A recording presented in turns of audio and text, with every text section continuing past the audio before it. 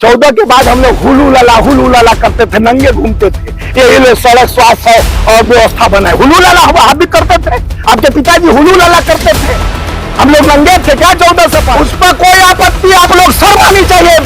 बेहुदापन करते हैं आप लोग, उस पर आपत्ति क्यों नहीं करते हैं? ये तिरंगा के जगह भगवा ध्वज दिया तो अमित शाह को एहसास हुआ कि अरे यार तो तिरंगा यात्रा मैं कर रहा हूँ, अरे भगवा यात्रा हमको। अमित शाह से पूछिए कि गीत और गान में क्या अंतर है।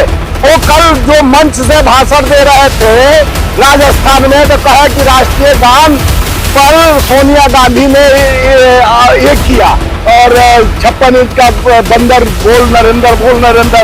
न बंदर आया, न सिकंदर आया, न जबंदर आया, सब अंदर के ही अंदर रह गए और न पार्लियामेंट बाधित किए 21 दिन तक, और न के नाम पर ठेकेदारी की प्रथा चला रहा है। जो धर्म का जब जहां डकैती करना है वहां तो धर्म को साइलेंट मूड में, देखे होंगे कि किस तरह से साइलेंट मूड में। चंदा चोरी पर कोई बयान नहीं आता है भारतीय जनता पार्टी के लोगों को, क्योंकि खुद ही चोरी किए हैं। आरएसएस के लोगों का कोई बयान नहीं आता है। सोनिया गांधी जी माफी मांगेंगी वंदे मातरम पर? बीजेपी वाले मैं वही था। पहले अमित शाह से पूछिए कि गीत और गान में क्या अंतर है। वो कल जो मंच से भाषण दे रहे थे राजस्थान में, तो कहा कि राष्ट्रीय गान पर सोनिया गांधी ने ये किया। मैं बांसुरी स्वराज से पूछना चाहता हूं कि राष्ट्रीय गान में आप चल पड़ी। हमारे पास 10 वीडियो है देश के प्रधानमंत्री का। बिहार में भी राष्ट्रीय गान चल रहा था, उसमें मोदी जी चलते हुए दिखे थे। विदेश में एक जगह प्रोटोकॉल में विदेश का राष्ट्रीय अध्यक्ष उनको रोका, राष्ट्रीय गान भारत का चल रहा है, वो चलते सबको नमस्ते कर रहे हैं। जो आदत है उनका गले पड़ने का, गले पड़ रहे हैं और राष्ट्रीय गान चल रहा है। तो वो देश के प्रधानमंत्री है सोनिया गांधी जी। मैं वहां था 15 अगस्त को अपने इंदिरा भवन कार्यालय में, मैं सामने था। सोनिया जी, खड़गे जी 86 साल के बुजुर्ग है, वो कब से खड़े थे। सोनिया जी इशारा किए कि कुर्सी लिया के रख दो, पहले से ज्यादा देर खड़ेंगे तो चक्कर वक्कर ना आ जाए, उम्र के हिसाब से, वजन के हिसाब से उन्होंने इशारा किया। लेकिन एजेंडा क्या बना, क्योंकि प्रवीण उस समय तो अमित शाह 20 दिन तक गायब हो गए, सदन से खोजा जा रहा था। और 56 इंच का बंदर बोल नरेंद्र, बोल नरेंद्र। न बंदर आया, न सिकंदर आया, न जबंदर आया, सब अंदर के ही अंदर रह गए और न पार्लियामेंट बाधित किए 21 दिन तक, और न उसका जवाब दिए। जैन जी जो पर लाठीचार्ज हुआ 20 तारीख को, जो बच्चियों के गुप्तांग तक डंडे लगाए गए, जो पहले गन चलाए गए, 47 बिहार में चलाए गए, वो आदेश कौन दिया, इस पे जवाब नहीं दिए। लिपापोती कर रहे हैं आप। लिपापोती पूरा किया जा रहा है जिस तरह से इन्होंने। आप कर रहे लिपापोती, बीजेपी कह रही है। बीजेपी सोनिया गांधी माफी मांगेगी कि नहीं, जेल जाएंगी कि नहीं? अरे सोनिया गांधी क्यों माफी मांगेंगे? पहले माफी वीरों से पूछिए, सावरकर के जो वंशज हैं और गोडसे के जो वंशज हैं।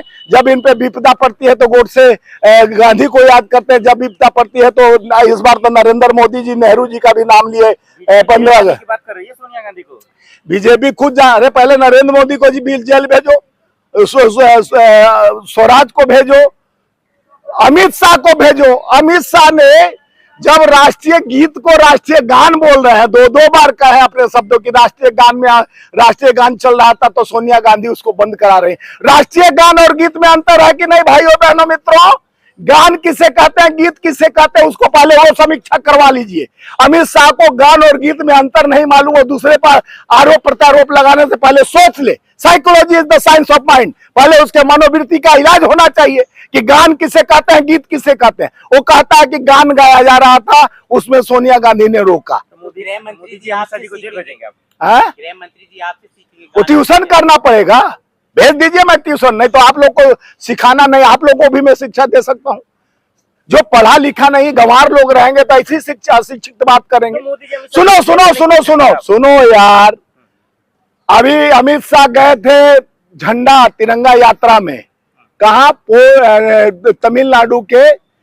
तमिलनाडु में। वहां मंच से एक उनका जो प्रदेश अध्यक्ष है वो ले आके भगवा ध्वज दे रहा था। उस पर कोई आपत्ति, आप लोग शर्म आनी चाहिए। बेहुदापन करते हैं आप लोग, उस पर आपत्ति क्यों नहीं करते हैं? वो तिरंगा के जगह भगवा ध्वज दिया तो अमित शाह को एहसास हुआ कि अरे यार तो तिरंगा यात्रा मैं कर रहा हूं, अरे भगवा यात्रा हमको थमा दिया। जो 56 साल तक आरएसएस के नागपुरी ऑफिस में हाफ पैंट में कभी तिरंगा का मान सम्मान नहीं किया, वो राष्ट्रगीत का हमारे मंथन में, कांग्रेस के अधिवेशन में, कांग्रेस के 15 अगस्त हो चाहे कांग्रेस के स्थापना दिवस हो, तो सबसे पहले हम लोग वो गान गाते हैं। तुम धर्म जाति में उसका एजेंडा बना लिए, प्रोपगंडा बना दिए।